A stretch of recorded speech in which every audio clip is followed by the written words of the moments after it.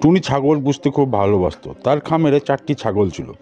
সে একদিন বাড়িতে ঘুমাচ্ছে, হঠাৎ তার খামারে একটি ডাইনি চলে আসে এবং সে ছাগলগুলি দেখে তার খুব লোভ হয়।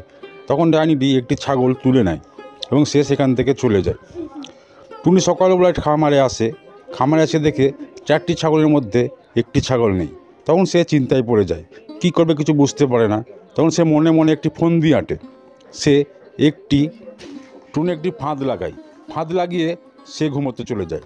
তখন সে হঠাৎ একটি আওয়াজ পায়, বলে, টুনি, আমাকে এখান থেকে ছাড়া বলছি, না তো তোর ঘাড় মটকে খাবো, তোর সব ছাগল খাবো। এই শুনে টুনি বাইরে চলে যায় দেখবার জন্য।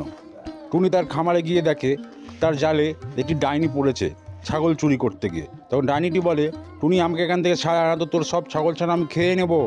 তখন টুনি বলে, আমি ছেড়ে দিতে পারি, তবে আমার একটা শর্ত আছে, তুমি আমার কথা দাও, আমার ছাগল ছানা তুমি কখনো খাবে না। তখন ডাইনি সে শর্তে রাজি হয়ে যায় ও সেখান থেকে ছাড়া পায়।